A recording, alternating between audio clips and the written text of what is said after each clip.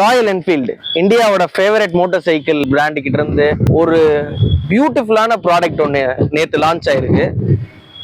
Gorilla 450 already ஃபேமஸா இருக்கிற Himalayan 450ங்கிற மாடல்ல இருந்து ஒரு ஸ்ட்ரிப் டவுன் வெர்ஷனா இந்த கொரில்லா 450 ராயல் என்ஃபீல்டு தரப்புல இருந்து லான்ச் பண்ணியிருக்கிறாங்க. ஃபர்ஸ்ட் லுக் வந்துருச்சு. பல நாட்களாவே இந்த கொரில்லா 450 அப்படின்றது சென்னையோட அவுட்ஸ்கர்ட்ஸ்லயும் இன்னும் சில இடங்கள்லயும் டெஸ்டிங்ல இருந்ததை பார்க்க முடிஞ்சிருக்கும் கேமோஃபிளாஜ்ல. இப்போ ஃபுல்லா ஃபிளஷ்ல வந்து ப்ரொடக்ஷன் ரெடி மாடலா வந்து அன்வீல் பண்ணிட்டாங்க. பாக்குறதுக்கு ரொம்ப பியூட்டிஃபுல்லா ஸ்ட்ரைக்கிங்கா போல்டா இருக்கு அப்படின்னு சொல்லலாம். ரொம்பவுமே யூத் சென்ட்ரிக்கா இந்த ஜென்சி வைப்ஸோட இருக்கக்கூடிய ஒரு மாடலாக இந்த கொரில்லா 450 அப்படின்றது இருக்குது. ஷெர்பா 450 அப்படின்ற ஒரு சீரீஸ் ஆஃப் என்ஜின்ல இருந்து தான் இந்த ஹிமாலயன் 450 அண்ட் கொரில்லா 450 ரெண்டு மாடல்ஸுமே வந்திருக்குது. இந்த என்ஜினை பத்தி சொல்லணும் அப்படின்னா ஒரு சூப்பர் டார்க்கியான ராயல் என்ஃபீல்டோட ஃபர்ஸ்ட் லிக்விட் கூல்ட் அட்டம்ப்டா இது இருக்குது. எஸ், இது ஒரு liquid cooled engine. 452 CC, 39.4 PS பவருமே 40 நியூட்டன் மீட்டர்ஸ் ஆஃப் டார்க்கும் ப்ரொடியூஸ் பண்ணக்கூடிய ஒரு நல்ல டார்க்கியான ரெஸ்பான்சிவான என்ஜின் இது. இதை நம்ம ஆல்ரெடி ஹிமாலயன்ல பார்த்துருந்தோம். அடிஷ்னலா இங்க என்ன இந்த என்ஜின் மேஜிக் பண்ணுது அப்படின்னா இந்த பைக்கோட டைமென்ஷன்ஸ்ல தான். கரெக்ட், ரொம்பவுமே அக்சசபிளான சீட் ஹைட்ல கொடுத்துருக்காங்க. Guerrilla 450 780 mm of seat height. இந்த கொரில்லா அப்படின்ற நேம் ராயல் என்ஃபீல்டு எப்படி வச்சிருப்பாங்கன்னு நான் எப்படி யோசிக்கிறேன் அப்படின்னா என்னோட தாட்ஸை சொல்றேன். பவர்ஃபுல்லா ஸ்டாண்ட்ஸா சைசபிளா இருக்கிற ஒரு பைக்கு. ஸோ இதுக்கு ப்ராபப்ளி கொரில்லா அப்படின்ற நேம் வந்து ப்ராப்பரா இம்ப்ளை ஆகும் அப்படின்னு சொல்லி யோசிச்சாங்களோ என்னமோ. எனக்கு இதை பாக்குறப்ப அப்படிதான் தோணுது. சைட் சீட் சேடல் ஹைட்டை வந்து சிக்னிஃபிகண்டா கம்மி பண்ணியிருக்காங்க. 780 mm அப்படின்றது பெரும்பாலான ரைடர்ஸ்க்கு ஒரு ஆக்சசபிளான ஹைட்டு. ஹிமாலயன் வாங்கணும் அப்படின்னா நிறைய ரைடர்ஸ் வந்து அந்த ஹைட்டை பத்தி பயப்படுவாங்க.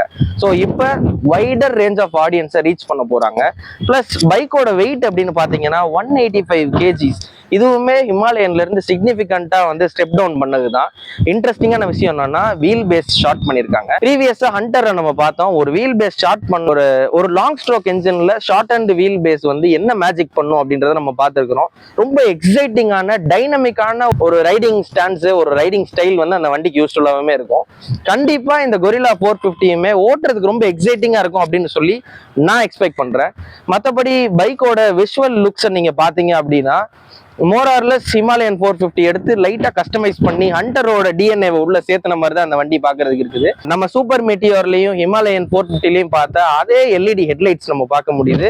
ரியர் லைட்ஸ்லயுமே இண்டிகேட்டர்ஸோட கம்பைன்ட் ஆன மாதிரி பிரேக் லைட்ஸையுமே கொடுத்துருக்காங்க. ரொம்ப அப் மார்க்கெட்டா இருக்கு, ஒரு செக்மெண்ட் அபோவா இருக்கு அப்படின்ற சொல்லலாம். ஓவரால் லுக் வந்து நல்ல மஸ்குலரா இருக்குது. டேங்கோட கெப்பாசிட்டி வந்து 11 லிட்டர்ஸ்க்கு கொஞ்சம் கம்மி பண்ணிருக்காங்க ஹிமாலயன்ல இருந்து.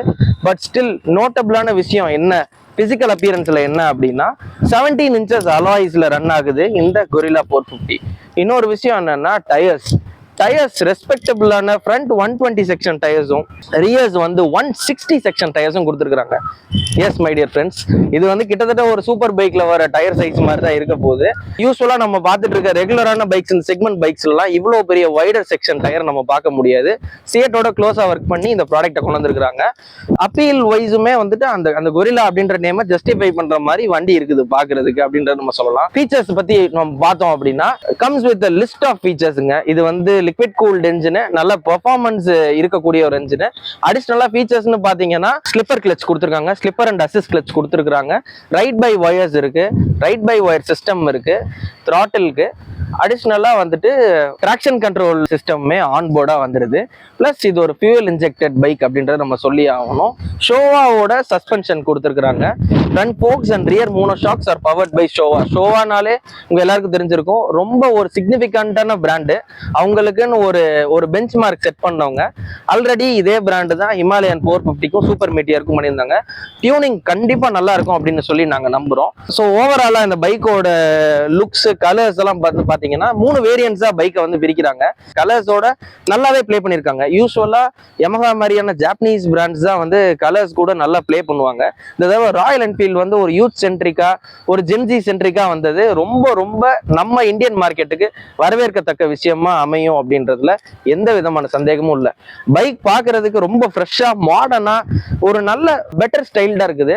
கண்டிப்பா இது வந்து ஒரு தீ மாதிரி இருக்கிற ஒரு செக்மெண்ட்ல உள்ள வந்து இறங்கியிருக்காங்க. ரைட்டான காம்படிஷனோட சொல்லுவேன்.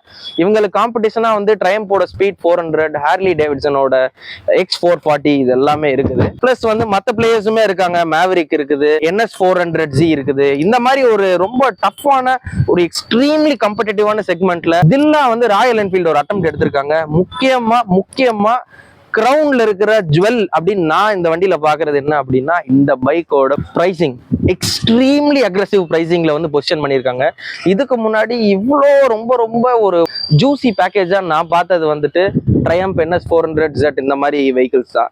இப்போ ராயல் என்ஃபீல்ட் தரப்புல இருந்து கொரில்லாவோட பிரைசிங் ஸ்டார்ட்ஸ் அட் 2.39ல ஒரு வேரியன்ட், 2.49ல ஒரு வேரியன்ட், 2.54ல ஒரு வேரியன்ட். நான் சொல்ற எல்லாமே எக்ஸ்ஷோரூம் பிரைசஸ் தான். 3 வேரியன்ட்ஸா பிரிக்கிறாங்க.